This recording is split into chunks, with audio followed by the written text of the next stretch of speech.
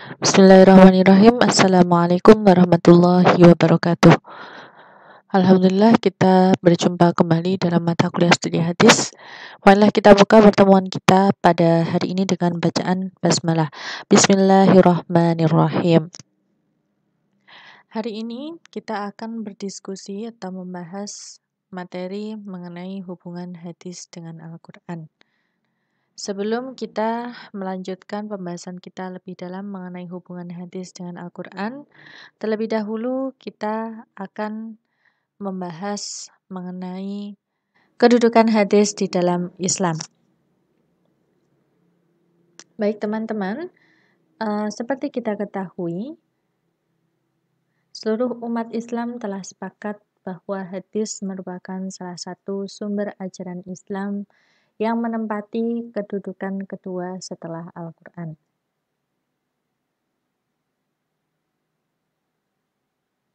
Seorang Muslim tidak dapat meninggalkan hadis maupun Al-Quran karena itulah sarana untuk memahami syariat secara sempurna. Dari segi keberadaannya, hadis ini merupakan sesuatu yang wajib diamalkan dan sumbernya dari wahyu yang sederajat dengan Al-Quran. Dan berdasarkan kekuatannya,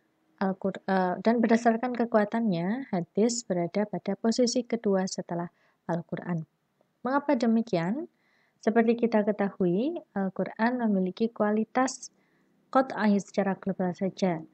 Jadi, memerlukan sesuatu yang bisa menjelaskan, ada sesuatu yang bisa menguraikan, dan sesuatu itu adalah hadis. Jadi Al-Quran merupakan pokok, kemudian hadis merupakan cabang yang posisinya menjelaskan dan menguraikan Al-Quran. Mengenai kedudukan hadis di dalam Islam, terdapat beberapa dalil yang menjelaskan mengenai hal tersebut. Tidak hanya di dalam Al-Quran, tetapi juga terdapat di dalam hadis maupun ijma'. Dalil yang pertama adalah dalil yang berasal dari Al-Quran. Ini bukti bahwa hadis merupakan sumber syariat yang menduduki posisi kedua setelah Al-Quran. Yang pertama, dalil dari Al-Quran adalah adanya ayat-ayat yang menerangkan secara eksplisit mengenai kedudukan hadis tersebut. Jadi tidak secara langsung disebutkan di dalam Al-Quran bahwa hadis itu adalah sumber syariat kedua atau sumber ajaran Islam yang kedua setelah Al-Quran, tetapi disebutkan secara eksplisit melalui beberapa ayat yang saling berkaitan. Ayat yang pertama adalah Quran Surat Ali Imran ayat 32 yang menerangkan tentang perintah Allah Subhanahu wa Ta'ala untuk menaati Allah dan juga Rasul-Nya. Bismillahirrahmanirrahim. Qul athi'ullaha war rasula fa in tawallaw fa innallaha la yuhibbul kafirin. Katakanlah, taatilah Allah dan Rasul-Nya. Jika kamu berpaling, maka sesungguhnya Allah tidak menyukai orang-orang yang kafir. Ayat yang kedua adalah Quran Surat An-Nisa ayat 59, di mana di samping menerangkan tentang perintah Allah Subhanahu wa Ta'ala untuk taat kepada Allah dan Rasul-Nya, juga menerangkan tentang perintah Allah untuk senantiasa berpegang kepada Al-Quran dan juga sunnah Rasul atau hadis. Sunnah Rasulullah atau hadis itu artinya kita sebagai umat muslim diwajibkan untuk berpegang kepada Al-Quran dan juga hadis, di mana posisi Al-Quran ini adalah pedoman utama dan kemudian disusul dengan hadis yang menjadi penjelas daripada Al-Quran sehingga dia berada pada posisi kedua setelah Al-Quran. Sebagaimana di dalam surat An-Nisa ayat 59 Allah berfirman, Bismillahirrahmanirrahim. Ya ayyuhalladzina amanu athi'ullaha wa athi'ur rasula wa ulil amri minkum fa in tanaza'tum fi syai'in farudduhu ilallahi war rasuli. Hai orang-orang yang beriman, taatilah Allah dan taatilah Rasul dan ulil amri di antara kamu. Kemudian, jika kamu berlainan pendapat tentang sesuatu, maka kembalikanlah ia kepada Allah atau Al-Quran dan Rasul atau Sunnah. Dapat kita ketahui dari ayat tersebut bahwa di samping kita diwajibkan untuk menaati Rasul, kita juga diwajibkan untuk menaati Al-Quran dan Sunnah, di mana posisinya pertama yang menjadi yang utama adalah Al-Quran, dan kemudian apabila kita tidak dapat menemukan solusi dari suatu masalah atau hukum dari suatu masalah yang kita cari dalam Al-Quran, maka kita disarankan atau diwajibkan untuk kembali kepada sunnah tadi, sunnah atau hadis Rasulullah Shallallahu Alaihi Wasallam. Inilah yang menunjukkan bahwa hadis berada pada posisi kedua setelah Al-Quran. Terdapat hadis Nabi yang turut menguatkan pendapat bahwa hadis itu adalah sumber syariat yang posisinya menduduki urutan kedua setelah Al-Quran. Rasulullah Shallallahu Alaihi Wasallam pernah bersabda, "Taraktu fikum amrayni lang tadillu ma tamassaktum bihima, kitaballahi wa sunnata rasulih." Aku telah tinggalkan pada kalian dua perkara. Kalian tidak akan tersesat selama berpegang kepada keduanya, yaitu kitab Allah dan sunnah Rasulnya. Hadis riwayat Malik dan Baihaqi. Nah, dari hadis ini kita juga tahu bahwa Rasulullah Shallallahu Alaihi Wasallam juga memerintahkan kita untuk menaati dan mengamalkan kitab Allah dan juga sunnah Rasulullah. Ini artinya kita sebagai mukmin menjadikan Al-Quran sebagai pedoman, kemudian menjadikan sunnah juga sebagai pedoman, dengan posisi pedoman utama ada pada Al-Quran, dan kemudian apabila kita tidak menemukan jawaban atau menemukan solusi dari masalah yang kita hadapi di dalam Al-Quran, maka hendaknya kita kembali kepada sunnah Rasulullah, mencari di dalam hadis. Hadis ini menguatkan dalil yang pertama mengenai kedudukan hadis yang berada pada posisi kedua setelah Al-Quran. Jadi dalil yang pertama yang berasal dari Al-Quran, kemudian ada dalil yang kedua berasal dari hadis Nabi. Kemudian lagi ada bukti atau dalil yang berasal dari ijma' umat Islam. Jadi umat Islam ini sudah mengambil kesepakatan bersama untuk mengamalkan hadis atau menerima hadis seperti mereka menerima Al-Quran. Mengapa demikian? Karena bagi umat Islam untuk mengamalkan hadis dengan Al-Quran ini, keduanya sama-sama dijadikan sebagai sumber hukum Islam.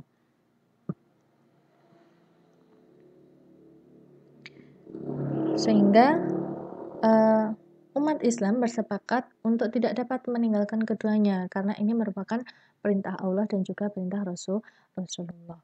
Kemudian kesepakatan umat Islam untuk menerima, kemudian mempercayai dan mengamalkan segala ketentuan yang ada dalam hadis ini sudah berlaku sejak masa Rasulullah masih hidup hingga sekarang. Jadi sampai sekarang pun banyak umat Islam yang menyebarluaskan, kemudian menghafalkan, mempelajari dengan tujuan untuk diteruskan pada generasi-generasi selanjutnya, dan agar hadis itu tidak hilang dan terjaga keasliannya.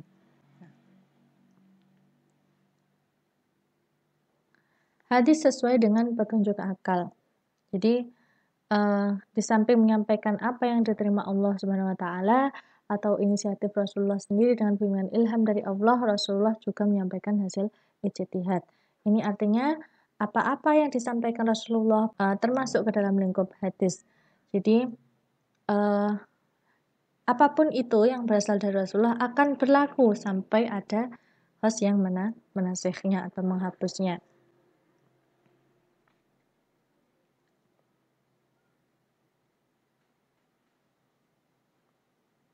Sehingga hadis ini karena dia berlaku sampai ada host yang menasihnya, hadis ini merupakan salah satu sumber hukum. Artinya tidak bisa tidak, ya harus ditaati begitu.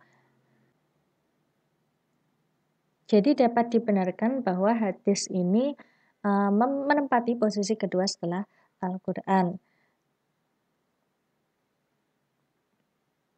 Dalam posisinya sebagai posisi kedua setelah Al-Quran, hadis memiliki beberapa fungsi terhadap Al-Quran. Beberapa fungsi itu diantaranya adalah bayan at-takrir, kemudian ada bayan at-tafsir, kemudian bayan at-tasyri' dan bayan an-nasakh. Bayan itu apa, Bu? Bayan itu adalah sesuatu yang menjelaskan. Kemudian bayan juga disebut sesuatu yang merincikan atau berfungsi sebagai penjelas. Artinya, hadis yang menjadi bayan adalah hadis yang memuat penjelasan-penjelasan dan perincian terhadap ajaran-ajaran Al-Quran yang bersifat umum dan global. Fungsi hadis terhadap Al-Quran yang pertama adalah bayan at-takrir. Bayan at-takrir sendiri artinya memperkuat apa yang telah diterangkan dalam Al-Quran. Sehingga hadis yang berfungsi sebagai bayan at-takrir artinya adalah hadis yang memiliki fungsi untuk memperkokoh isi kandungan Al-Quran. Bayan at-takrir dapat dicontohkan dalam sebuah hadis yang mentakrir Quran Surat Al-Ma'idah ayat 6 tentang keharusan berwudu. Jadi di dalam Quran Surat Al-Ma'idah ayat 6 terdapat firman Allah, perintah Allah mengenai keharusan berwudu sebelum sholat. Kemudian ayat tersebut ditakrir atau diperkuat oleh hadis Nabi. Sebentar saya ini ya, Quran Surat Al-Ma'idah ayat 6 berbunyi, Ya ayyuhalladzina. Quran Surat Al-Ma'idah ayat 6 itu berbunyi, Bismillahirrahmanirrahim, Ya ayyuhalladzina amanu, idza qumtum ilas sholati, faghsilu wujuhakum wa aydiyakum ilal marafiqi, wamsahu biru'usikum wa arjulakum ilal ka'bain. Hai orang-orang yang beriman, apabila kamu hendak mengerjakan sholat, maka basuhlah mukamu dan tanganmu sampai dengan siku, dan sapulah kepalamu dan basuh kakimu sampai dengan kedua mata kaki. Kemudian ayat tersebut ditakrir oleh hadis Nabi Shallallahu Alaihi Wasallam yang diriwayatkan Bukhari dari Abu Hurairah yang berbunyi, An Abi Hurairah radhiyallahu anhu qala Rasulullah Shallallahu Alaihi Wasallam la yuqbalullahu sholata ahadikum idza ahdatha hatta yatawadda'a. Tidak diterima sholat seorang yang berhadas sebelum ia berwudu. Artinya, hadis tersebut berfungsi memperkokoh ayat Al-Ma'idah ayat 6 tadi. Jadi memberikan keterangan yang memperkuat keharusan berwudu sebelum sholat. Ini adalah contoh dari bayan at-takrir. Kemudian, hadis juga bisa berfungsi sebagai bayan at-tafsir. Bayan at-tafsir ini artinya adalah penjelasan hadis terhadap ayat-ayat yang mujmal, mutlak, dan juga am. Artinya, hadis yang memiliki fungsi sebagai bayan at-tafsir akan memberikan perincian dan penafsiran terhadap ayat-ayat yang masih mutlak dan memberikan taksis terhadap ayat-ayat yang masih umum. Jadi karena bayan at-tafsir ini bisa berlaku pada 3 keadaan, maka saya akan memberikan satu persatu contoh dari 3 keadaan tersebut. Yang pertama, merinci ayat yang mujmal. Jadi di dalam Al-Quran terdapat ayat yang memerintahkan sholat, namun tidak dijelaskan tata cara, syarat, dan rukun sholat. Maka Rasulullah menjelaskan secara rinci dalam sebuah hadis, Qala Rasulullah sallallahu alaihi wasallam, Sallu kama ra'aitumuni usolli. Sholatlah sebagaimana kalian melihat aku sholat. Jadi karena di dalam Al-Quran itu tidak dijelaskan tata cara sholat, kemudian syaratnya apa, rukunnya apa, maka Rasulullah Shallallahu Alaihi Wasallam bersabda. Jadi keluarlah sebuah hadis mengenai pertanyaan tersebut. Sallu kama ra'aitumuni usolli. Sholatlah sebagaimana kalian melihat aku sholat. Artinya Rasulullah menunjukkan tata cara sholat, kemudian menunjukkan syarat dan rukun sholat serta bacaan-bacaannya. Nah, petunjuk dari Rasulullah inilah yang disebut dengan hadis yang merinci ayat yang mujmal. Jadi kalau di di dalam Al-Quran terdapat perintah sholat, namun tidak ada tata caranya, tidak ada syaratnya, tidak ada rukun sholat, lalu ada hadis, ini merangkan tentang tata cara sholat, maka hadis inilah yang menjadi memiliki fungsi bayan at-tafsir dalam merinci ayat yang mujmal tadi. Kemudian contoh bayan at-tafsir yang kedua adalah mentakyid ayat-ayat yang mutlak. Mentakyid ayat yang mutlak ini artinya membatasi ayat-ayat yang mutlak dengan sifat, keadaan, atau syarat tertentu. Jadi di dalam Al-Quran, di dalam surat Al-Ma'idah ayat 3, terdapat firman Allah Subhanahu wa Ta'ala yang mengharamkan bangkai dan darah. Namun, kata bangkai dan darah itu masih global, masih belum spesifik, sehingga dari perintah tersebut Rasulullah SAW menjelaskannya melalui sebuah hadis. Jadi ini agar ada batas ya, karena tadi kan temanya bangkai dan darah. Nah, bangkai dan darah ini yang dimaksud bangkai apa, darah yang bagaimana, bangkai yang bagaimana, dan seterusnya. Ini belum jelas. Maka ada hadis yang mentakyid, membatasi, memberikan batas ketentuan mengenai darah dan juga bangkai tadi. Ayatnya Quran surat Al-Maidah ayat 3 adalah hurrimat anikumul maitatu waddamu. Diharamkan bagimu memakan bangkai dan darah. Nah, kemudian hadis yang mentakyid ayat tersebut, An Ibnu Umar radhiyallahu anhu qala Rasulullah sallallahu alaihi wasallam uhillat lana maitatani wa damani fa ammal maitatani fal jaradu wal hutu wa ammat damani fattihalu wal kabitu akhrajahu Ahmad wa Ibnu Majah wa fihi dha'fun. Jadi Ibnu Umar radhiyallahu anhu berkata bahwa Rasulullah sallallahu alaihi wasallam bersabda, dihalalkan bagi kalian dua macam bangkai dan dua macam darah. Dua macam bangkai itu adalah belalang dan ikan, sedangkan dua macam darah adalah hati dan jantung. Diriwayatkan oleh Ahmad dan Ibnu Majah dan di dalam sanadnya ada kelemahan. Hadis inilah yang menjadi pembatas mengenai apa yang dimaksud dengan darah dan bangkai dalam Quran surat Al-Maidah ayat 3 tadi. Jadi di sini dijelaskan yang dihalalkan bagi kita hanya dua macam bangkai. Dua macam bangkai itu adalah belalang dan ikan. Sedangkan dua macam darah yang dihalalkan bagi kita adalah hati dan juga jantung. Inilah yang membatasi ketentuan darah dan juga bangkai. Ini artinya selain apa yang ditentukan dalam hadis ini adalah sesuatu yang dia diharamkan, adalah darah yang diharamkan dan adalah bangkai yang diharamkan. Kemudian fungsi dari bayan at-tafsir yang ketiga adalah mentaksis ayat yang am.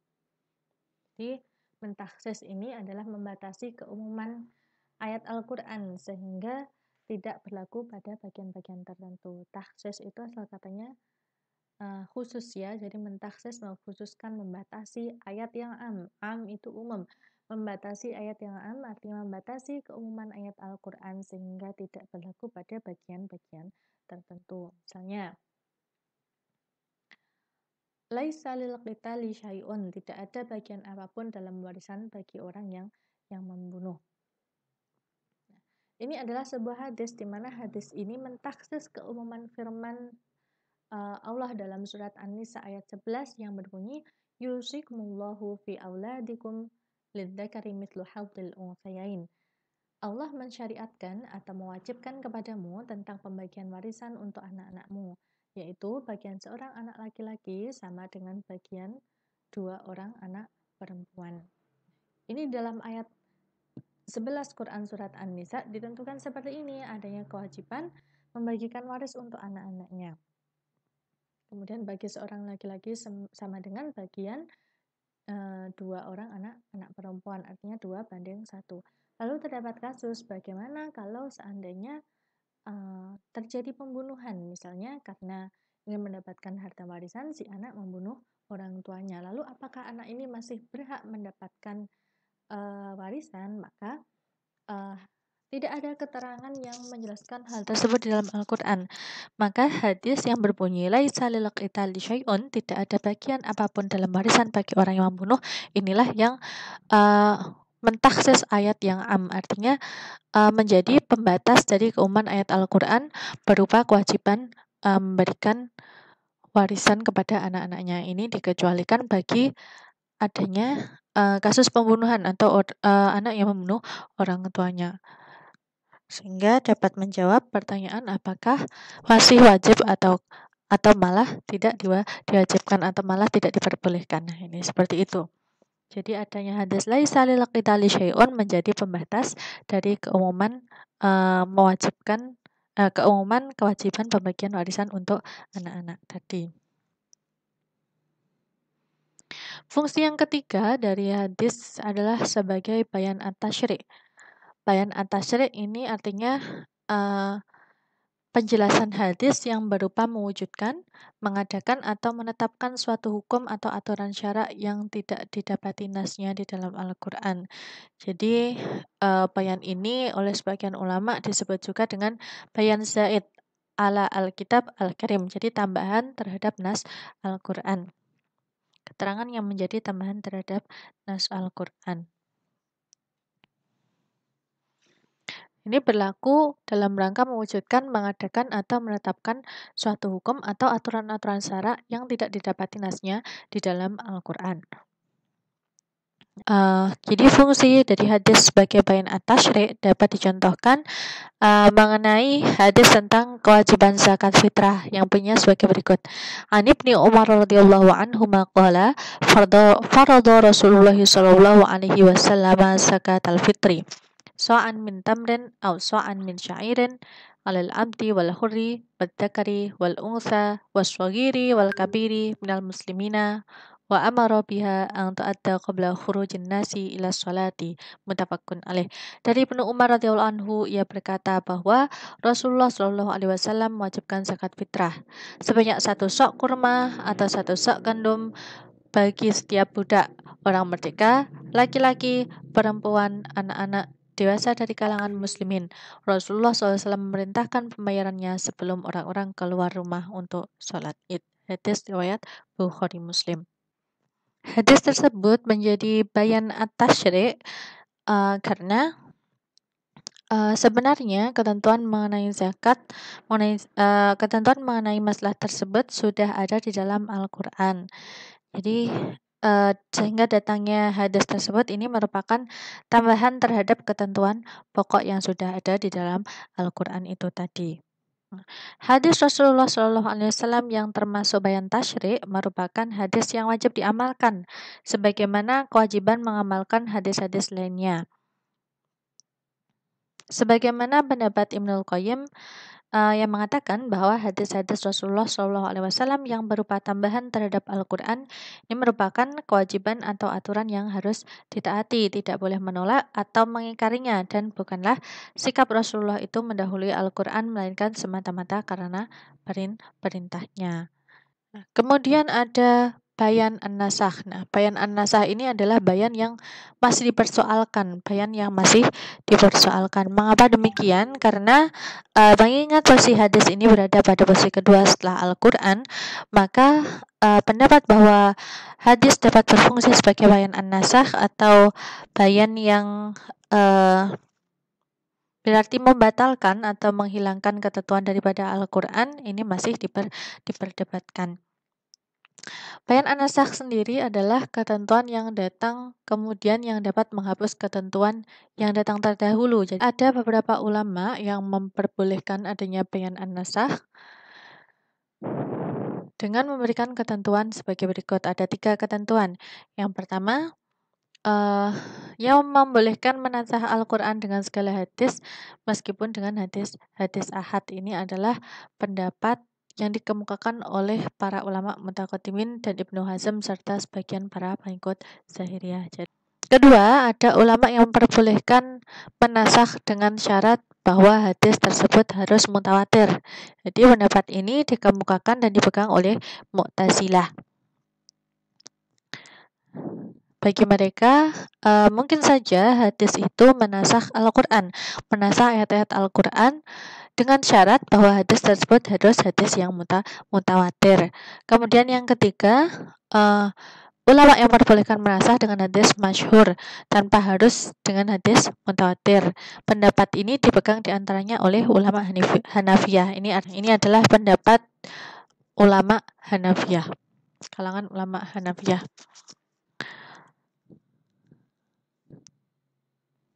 Salah satu contoh yang bisa diajukan oleh para ulama ialah sabda Rasulullah SAW, sesungguhnya Allah telah memberikan kepada tiap-tiap orang haknya masing-masing, maka tidak ada wasiat bagi ahli waris. Hadis di atas dinilai hasan oleh Ahmad At-Tirmidzi. Hadis ini menasakh isi Al-Quran Surat Al-Baqarah ayat 180 yang berbunyi, Kutiba alaikum idha hadra ahadakumul mautu in taraka khairal wasiyatu lil walidaini wal aqrabina bil ma'rufi haqqan al muttaqin. Diwajibkan atas kamu apabila seseorang di antara kamu kedatangan tanda-tanda maut, jika ia meninggalkan harta yang banyak, berwasiat untuk ibu bapak dan karib kerabatnya secara ma'ruf. Nah, kewajiban melakukan wasiat kepada kaum kerabat dekat berdasarkan surat Al-Baqarah ayat 180 di atas dinasakh hukumnya oleh hadis yang menjelaskan bahwa kepada ahli waris tidak boleh dilakukan wasiat. Jadi karena Quran surat Al-Baqarah ayat 180 ini adalah perintah yang mewajibkan untuk berwasiat kepada kerabat, kemudian bapak ibu serta karib ketika terjadi tanda-tanda maut. Nah, kemudian ada hadis yang berbunyi bahwa sungguhnya Allah itu telah memberikan kepada tiap-tiap orang haknya masing-masing, maka tidak ada wasiat bagi ahli waris, sehingga wasiat itu hanya berlaku untuk orang di luar ahli waris atau orang di luar ibu bapak dan karib serta kerabatnya. Ini adalah contoh dari hadis yang menasakh ayat Al-Quran, dan tentunya mengenai hadis yang dapat menasakh ayat Al-Quran ini atau hadis yang memiliki fungsi menasakh ayat Al-Quran ini masih menjadi pro kontra. Seperti tadi saya sebutkan, ada ulama-ulama yang menyetujui dan ada ulama yang tidak menyetujui. Kemudian yang perlu diketahui dalam memahami hubungan hadis dengan Al-Quran adalah perbedaan antara hadis nabawi, hadis qudsi, dan juga Al-Quran. Lalu apa pengertian hadis qudsi? Hadis qudsi adalah setiap hadis yang disabdakan Nabi Shallallahu Alaihi Wasallam dengan mengatakan Allah berfirman dan mengandung penyandaran Nabi Shallallahu Alaihi Wasallam kepada Allah. Jadi dengan kata lain, Rasulullah Shallallahu Alaihi Wasallam meriwayatkan dari Allah Subhanahu wa Ta'ala.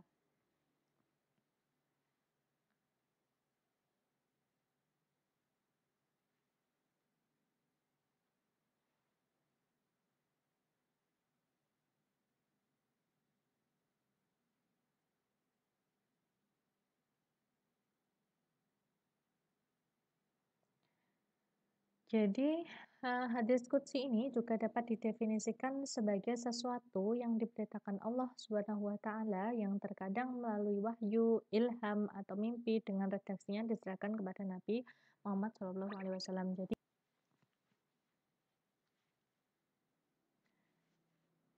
mengapa wahyu seperti ini bisa kemudian disebut hadis? Kan kesannya wahyu yang disebut hadis begitu ya. Mengapa demikian? Nah, karena redaksinya itu disusun oleh Nabi Shallallahu Alaihi Wasallam, berbeda dengan ayat Al-Quran. Kalau ayat Al-Quran itu redaksinya dari Allah Subhanahu Wa Taala, sedangkan hadis qudsi ini redaksinya dari Nabi Shallallahu Alaihi Wasallam sendiri.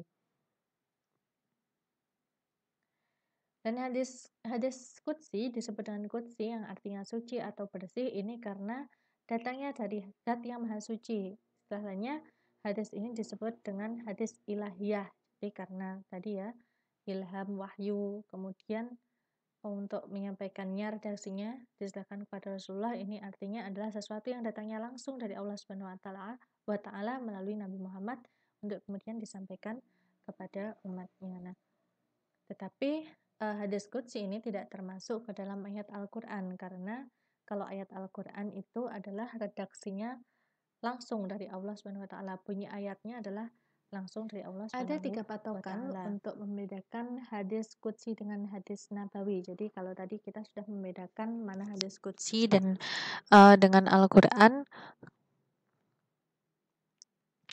Kemudian ini ada perbedaan hadis qudsi dengan hadis nabawi. Yang perlu digarisbawahi ada 3, yaitu sandarannya, nisbahnya, dan juga kuantitasnya. Kalau hadis nabawi ini disandarkan kepada Nabi Shallallahu Alaihi Wasallam. Sedangkan hadis qudsi disandarkan kepada Allah Subhanahu wa Ta'ala. Jadi saya ulangi lagi, kalau hadis nabawi sandarannya disandarkan kepada Nabi Shallallahu Alaihi Wasallam. Kalau hadis qudsi disandarkan kepada Nabi Shallallahu Alaihi Wasallam dan kepada Allah Subhanahu wa Ta'ala. Dengan demikian maka dalam mengidentifikasi hadis qudsi itu terdapat kata-kata seperti ini.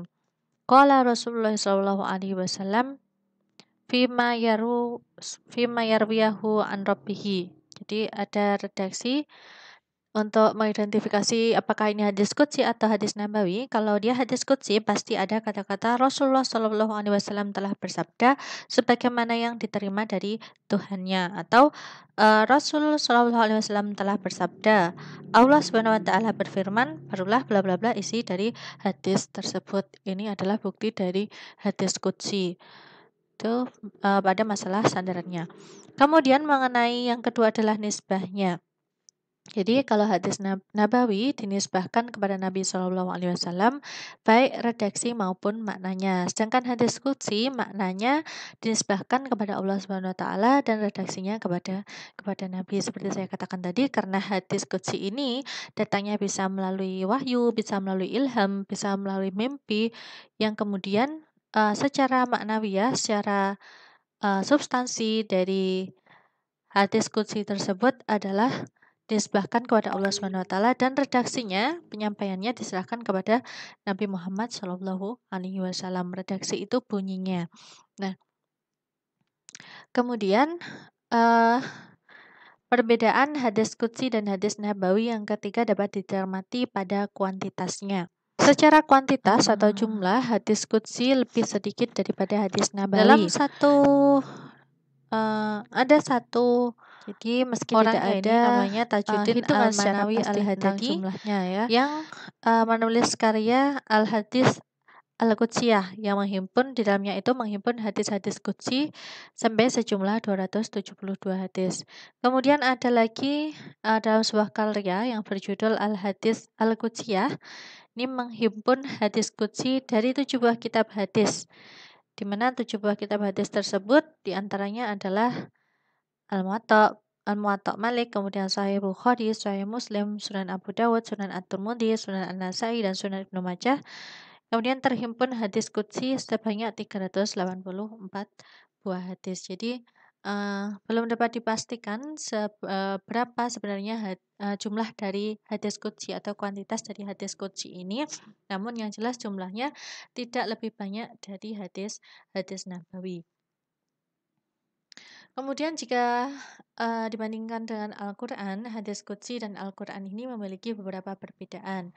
Yang pertama, Al-Quran adalah mukjizat. Kalau hadis qudsi tidak dapat dimasukkan ke dalam mukjizat. Nah, makna dari redaksi Al-Quran dari Allah Subhanahu Wa Taala, sedangkan makna hadis qudsi dari Allah dan redaksinya dari Nabi. Jadi, kalau Al-Quran itu kan sudah tidak dapat dirubah-rubah lagi ya, itu memang murni dari Allah Subhanahu Wa Taala. Kalau hadis qudsi maknanya dari Allah Subhanahu Wa Taala, kemudian redaksinya dari Nabi Muhammad Shallallahu Alaihi Wasallam. Kemudian bacaan Al-Quran ini menjadi salah satu bacaan wajib dalam sholat seperti Al-Fatihah itu ya. Nah, namun hadis qudsi ini tidak diwajibkan, jadi dia tidak sama posisinya dengan Al-Quran, juga tidak sama dengan Al-Quran. Kemudian kalau seseorang itu menolak Al-Quran, maka dia telah berbuat kufur. Berbeda kalau seseorang menolak hadis qudsi, ini belum tentu dapat dikatakan kufur seperti ia menolak Al-Quran.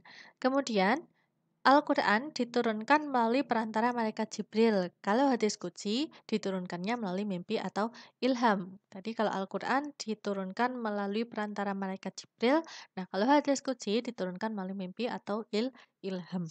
Jadi, kemudian kalau seseorang ingin membaca Al-Quran tentunya diwajibkan untuk bersuci. Tetapi beda lagi kalau untuk membaca hadis qudsi. Meskipun hadis qudsi ini adalah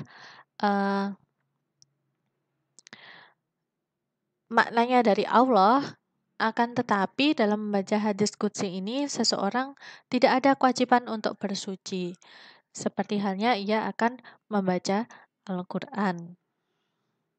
Karena memang berbeda, hadis qudsi ini bukanlah Al-Quran.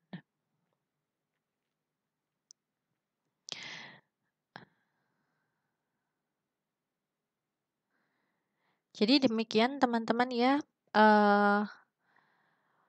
hubungan dari hadis dengan Al-Quran ini adalah sebagai bayan atau sebagai penjelas daripada ayat-ayat Al-Quran yang bersifat global. Dan fungsinya tadi dapat dibagi menjadi 4, ada bayan at-takrir, kemudian bayan at-tafsir, ada bayan at-tasyri' dan juga bayan an-nasakh atau bayan yang menghapus. Dan tadi masih menjadi perdebatan ya untuk bayan an-nasakh. Untuk yang lainnya insya Allah bisa diterapkan. Nah, baik teman-teman, cukup sekian yang dapat saya sampaikan dalam pertemuan kali ini. Semoga bermanfaat. Akhiran wassalamualaikum warahmatullahi wabarakatuh.